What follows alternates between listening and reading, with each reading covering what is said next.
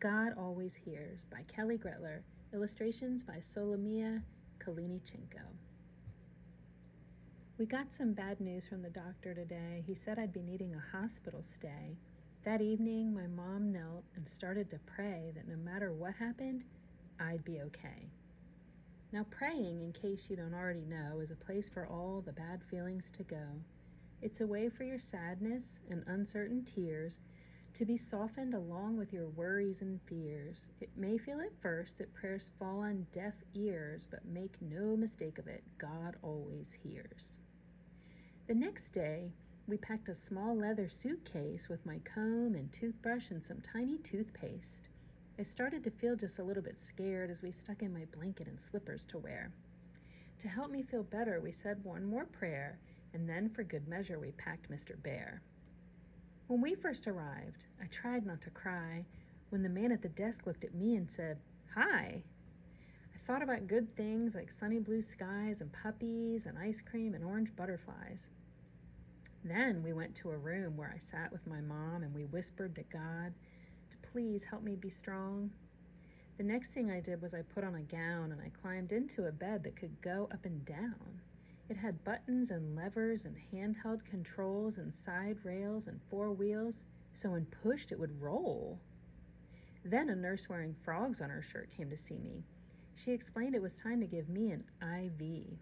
She promised that this was no cause for alarm. Then she tied a blue, tight rubber band around my arm. One deep breath later, my IV was in as an easier way to take medicine. I began to feel tired, so I let my eyes close. When they had me count backwards from 10, nice and slow. I made it past 8, then to 7 or so, and from then on I slept, and that's all that I know. I woke up in a new place to a new nurse's face.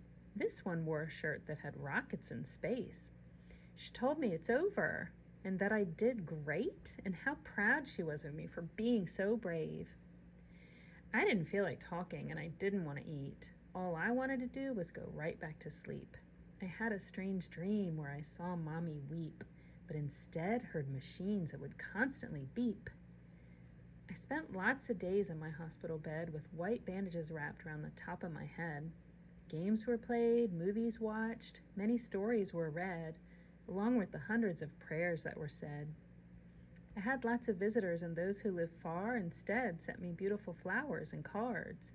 Some sent balloons along with regards, which helped me to smile on the days that were hard. Then, under a glowing rose-colored sunset, they let me go home after running some tests. For the next couple weeks, doctors said that it's best if I stay home from school and I get lots of rest. I tell myself now that I'm strong and I'm brave, and when something new scares me, I stop and I pray.